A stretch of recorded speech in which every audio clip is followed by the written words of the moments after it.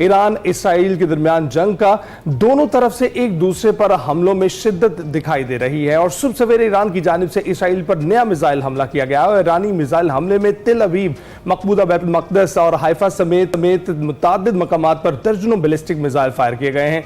ईरानी media के मुताबिक power plant को निशाना बनाया गया है और निशाना लगने के बाद आग लगने की इतलात है। इसराइली फौज की जानिब से सहूनियों को पनाहगाहों के करीब रहने की हिदायत की गई है और उधर ईरान के खिलाफ इसराइल की जारी है। गुज़िश्ता रोज तेहरान पर हमले में पासदारान इनकलाब के intelligence chief general Mohammad Kazemi और नायब हसन मुहक्किक शहीद हो गए हैं। ईरानी सरकारी मीडिया ने दोनों के शहीद होने की तस्दीक कर दी है। उधर अमेरिकी सदर डोनाल्ड ट्रंप को ईरान और इसराइल मुआहदे की उम्मीद है। G7 इजलास में शिरकत के लिए रवानगी से कबल वाशिंगटन में मीडिया से गुफ्तगू करते हुए उन्होंने कहा कि उम्मीद है कि ईरान और इसराइल के दरमियान मुआहदा हो जाएगा। ईरान और इसराइल जंगबंदी कर सकते हैं। अमेरिका इसराइल के दिफा में उसकी हिमायत जारी रखेगा। जी हाँ, दूसरी जानिब अमेरिकी सदर डोनाल्ड ट्रंप और तुर्क सदर रजब तैयब एर्दोगान का टेलीफोनिक राबता भी हुआ है और ईरान इसराइल जो तनाज़ा है उस पर दो तरफा ताल्लुकात और इलाकाई जो उमूर हैं उन पर तबादला ख्याल भी किया गया। तुर्क सदर ने ईरान इसराइल तनाज़े के खात्मे से मुतालिक जो अमेरिकी सदर का बयान है उसका खैर मकदम किया और उन्होंने कहा कि जोहरी तनाज़े के हल के लिए सफारतकारी ही वाहिद रास्ता है। ईरान इसराइल बढ़ती जंग से पूरी दुनिया में तशवीश की लहर पाई जा रही है और आलमी रहनुमा मुतहरिक हो चुके हैं। जंग रुकवाने के लिए सिफारती डिप्लोमेसी शुरू हो गई है और इसी पर हमने बात करनी है। हमारे साथ मौजूद हैं सैयद मोहम्मद अली साहब, माहिर सिक्योरिटी। अस्सलाम वालेकुम सैयद मोहम्मद अली साहब, सुबह खैर, कैसे हैं आप? जी वालेकुम अस्सलाम, अल्हम्दुलिल्लाह, बहुत शुक्रिया। सर, जो ईरान इसराइल कशीदगी का चौथा रोज़ है, अभी हमने थोड़ा सा इंट्रो दिया कि क्या क्या इस वक्त तक हो रहा है और दोनों ममालिक के एक दूसरे पर हमलों में शिद्दत ही आती जा रही है और आपको लग रहा है कि क्या जंग में मज़ीद तेज़ी होगी या जंग बंदी होती आपको दिखाई दे रही है और क्या ये जो सारा खित्ता है इसको भी अपने लपेट में ले लेगी ये जो जंग है? बहुत शुक्रिया जी। देखिए, मैं समझता हूँ कि पिछले 4 दिनों के दौरान जो जंग की इंटेंसिटी और शिद्दत है और जो अहदाफ का चुनाव दोनों जानिब से किया जा रहा है उससे ये चीज साबित होती है कि ये जंग जो है उसके अहदाफ जो है प्रोग्राम को नुकसान पहुंचाने तक महदूद नहीं है, बल्कि अगर आप इसराइल की जानिब से पिछले 4 दिनों के दौरान जिन अहदाफ को उन्होंने निशाना बनाया है उसको देखें तो पहले दिन उन्होंने उनकी एटमी तनसीबात को हमला किया। दूसरे दिन उन्होंने उनकी जो मरकजी क़यादत है, खुसूसन पासदाराना इनकलाब और उनकी फौज की क़यादत को बराह रास्त निशाना बनाया। फिर आपने देखा तीसरे दिन उन्होंने उनकी ऑयल की जो सबसे बड़ी तनसीबात हैं उनको नुकसान पहुंचाया।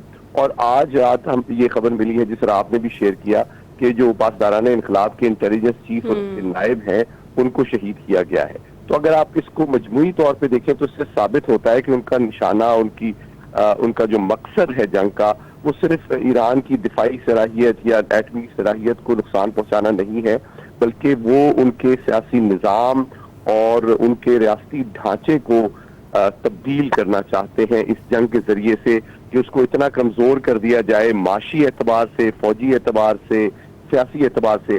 बल्कि इसी हवाले से बहुत अहम तरीन खबर मैं आपसे शेयर ये कर रहा हूँ। सुबह एसोसिएटेड प्रेस ऑफ अमेरिका की जानिब से ये खबर अब से तकरीबन 3 घंटे पहले शेयर की गई कि सदर ट्रंप ने जो इसराइली प्लान था कि ईरान की नजरियाती क़यादत को टारगेट डायरेक्टली किया जाए उसको वीटो किया है। इस बात साबित होती है कि जो अहदाफ का चुनाव है कि ईरान की जानिब से वो अमेरिका की मर्जी से है कि किन टारगेट्स को आपने टारगेट करना है और किन को नहीं करना है। और फिर भी आप देखें इससे ये बात, और फिर दूसरी बात ये कि भाई हर हथियार जो वो ईरान के खिलाफ इस्तेमाल कर रहे हैं वो अमेरिका का दिया हुआ है। मैं अभी सुबह रिसर्च कर रहा था तो पिछले 1 साल के दौरान सिप्री दुनिया का मुस्तरद तरीन थिंक टैंक समझा जाता है, उसके मुताबिक 65% इसराइल के दिफाई बजट में पिछले 1 साल में इजाफा किया गया है। 65% और $46 बिलियन जो है इस जंग के लिए उन्होंने इस साल एलोकेट किए हैं, जो कि ईरान के 7.9 बिलियन बजट से तकरीबन 6 गुना ज्यादा है। तो आपको वाज़े तौर पे नजर आ रहा है। दूसरी जानिब जो जंग बंदी की बात है तो वो सिफारती कोशिशों की अपनी अहमियत है, लेकिन हकीकत ये है कि अमेरिका अगर चाहे तो वो इसराइल के को एक दिन में जंग बंद करने पे मजबूर कर सकता है। अगर वो सिर्फ ये कहे कि जनाब हम अगर आपने मजीद हमले किए तो आपके हथियारों की सप्लाई जो है बंद हो जाएगी, तो ऐसा तो आपको कहीं नजर नहीं आता। राइट सर, मोहम्मद अली साहब आप बिल्कुल ठीक कह रहे हैं कि ऐसी ही सूरत हाल है और इसराइल ने बमबारी के बाद उनके आला अस्करी और जौहरी क़यादत को शहीद कर दिया है। गुज़िश्ता रोज़ भी तेहरान पर हमले में पासदारान इंकलाब के जो इंटेलिजेंस चीफ हैं और उनके नायब जो थे उन्हें शहीद किया गया था। उन्हीं यलगार को रोकने के लिए ईरान को आपका क्या ख्याल है, क्या करना होगा? और क्या आपको लगता है कि ईरान के अंदर से भी कहीं उन्हें इसराइल की कोई सपोर्ट है, इसराइल को कोई सपोर्ट मिल रही है? क्योंकि कुछ ड्रोन्स फैक्ट्रीज भी पकड़ी गई हैं ईरान की सरजमीन से। बहुत अहम सवाल किया आपने। देखिए, ये जो परसों हमला किया गया है ईरान पे, ये कोई अचानक हमला नहीं था, बल्कि पिछले 2.25 साल के दौरान जो हिजबुल्लाह, हमास और हूतीस को कमजोर किया गया था इसराइल के हमलों के जरिए से, वो इस फैसला कुन हमले की तैयारी का और हिकमत अमली का बहुत अहम हिस्सा था, ताकि जब ईरान को इस खित्ते में आइसोलेट कर लिया जाए, उसकी जो इत्तेहादी और हलीफ जमातें हैं उनको कमजोर कर दिया जाए, तो फिर वो शाम की फजाई हुदूद को इस्तेमाल करके ये हमला शाम और इराक की, देखिए जो इसराइल का हमला हो रहा है वो उनके एयर अटैक्स हो रहे हैं, वो उनकी एयर फोर्स अटैक कर रही है जी, जबकि ईरान जो है वो ड्रोन और मिसाइल का इस्तेमाल कर रहा है। तो इसका क्या मतलब है? इसका मतलब ये है कि इसराइल को शाम और इराक की फजाई हुदूद दस्तयाब है उन के, वहां से वो उड़ के रोजाना आके बमबारी करते हैं। जबकि जब ईरान जवाबी सतह पे मिसाइल हमले करता है तो ईरान जो इसराइल की फजाइया है वो इराक और शाम की फजाई हुदूद को इस्तेमाल करके इनके ड्रोन्स और मिसाइल्स को इन मुल्कों के अंदर ही गिराने की कोशिश करती है, बेशतर इससे कि वो इसराइल तक पहुंच सके। अच्छा, तो सर आपको क्या लगता है कि रीफ्यूलिंग के लिए भी यही दो ममालिक जो हैं वो मदद फराहम कर रहे हैं जहाज़ों को इसराइली? देखिए, ये बहुत अहम सवाल है और ये एक हकीकत है कि इसराइली फजाइया के तैयारों की इतनी दूरमार रेंज नहीं है कि वो ईरान तक बहुत भारी भरकम मिसाइल से लेस होके पहुंचे और फिर वापस जाएं विदाउट रिफ्यूलिंग।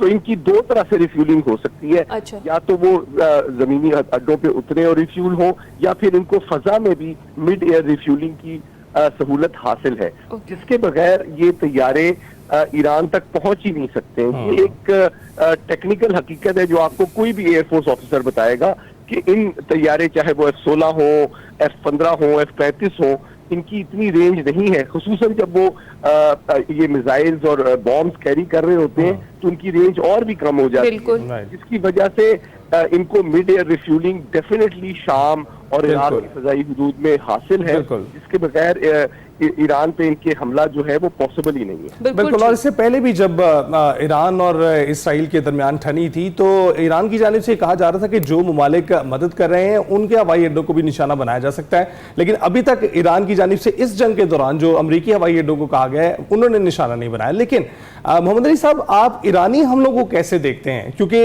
वहां से भी जो मिसाइल दागे जा रहे हैं अब वो सरजमीन में बल्कि इसराइल के वस्त में गिर रहे हैं, तो इस सूरत में जो उनकी जानिब से हमला किया जा रहा है उसको किस कामयाबी से देखते हैं? क्योंकि ईरान ने ये कहा है कि हमने उनके जो डिफेंस सिस्टम है उनको मैनिपुलेट किया है, जिसकी वजह से हमारे ये जो बैलिस्टिक मिसाइल है ये लैंड कर रहे हैं वहां पर। बहुत अहम सवाल किया। देखिए, इस ईरान के पास इसकी हिकमत अमली में 4 चीजें हैं।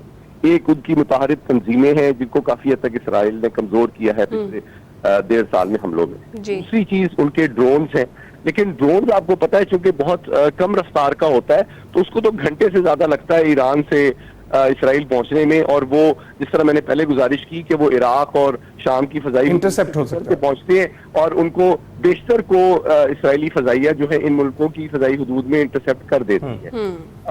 और ये कोई बड़ी बात और अनहोनी बात नहीं है। अभी हाल ही में पाकिस्तान इंडिया के दरमियान भी जो जंग हुई, आपने देखा कि 80 के करीब जो इंडिया के ड्रोन थे जो कि इसराइल के बने हुए थे वो पाकिस्तान ने नाकारा कर दिए। तो ये कोई इतनी बड़ी बात नहीं है।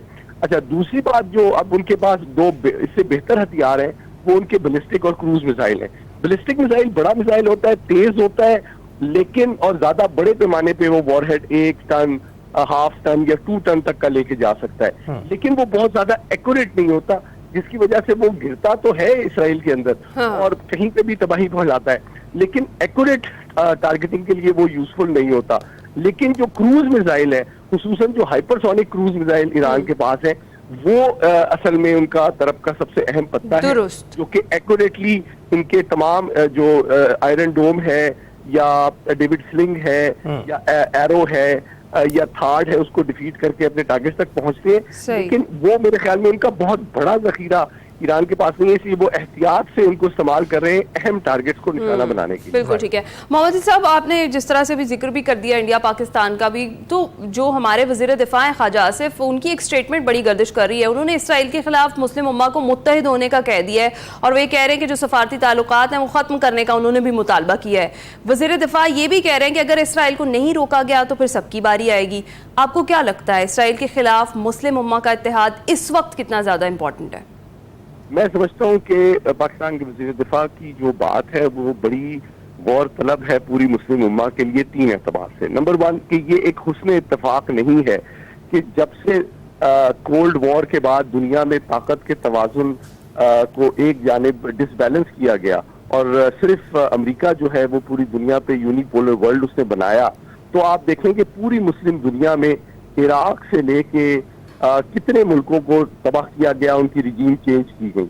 ये कोई हुस्न इत्तफाक या ईरान को पहला हदफ तो नहीं है, चाहे शाम हो, चाहे लिबिया हो, चाहे अफगानिस्तान हो, चाहे कोई और मुल्क हो, कितने मुल्कों में रिजीम भी चेंज की गई, उनको तबाह बर्बाद भी किया गया। तो ये ईरान को पहला हमारे लिए सबक नहीं है। दूसरी बात ये भी हुस्न इत्तफाक नहीं है कि 1990 से लेके अब तक 35 साल में सिर्फ मुसलमान ममालिक में ही जंग लगी हुई है, सिर्फ मुसलमान ममालिक पे ही बमबारी हो रही है, सिर्फ मुसलमान ममालिक को ही तबाह किया जा रहा है, सिर्फ मुसलमान ममालिक जो है उन्हीं की रिजीम चेंज की जा रही है।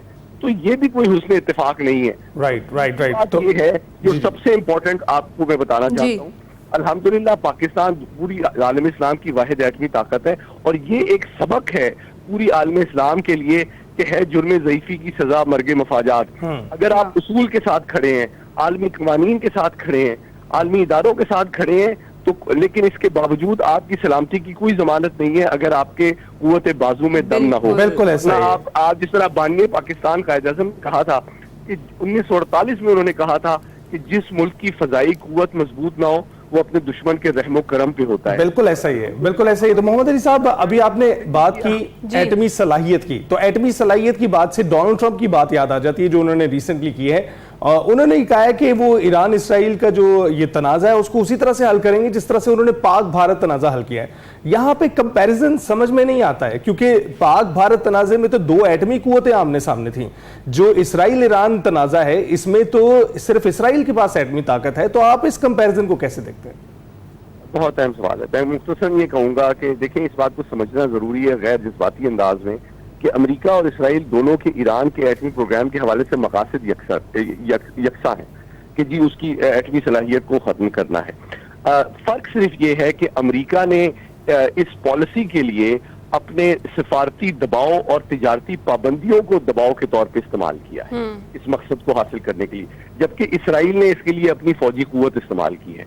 दोनों के पास इंस्ट्रूमेंट्स और जराए मुख्तलिफ हैं, हिकमत अमली मुख्तलिफ है, लेकिन मकासद एक है।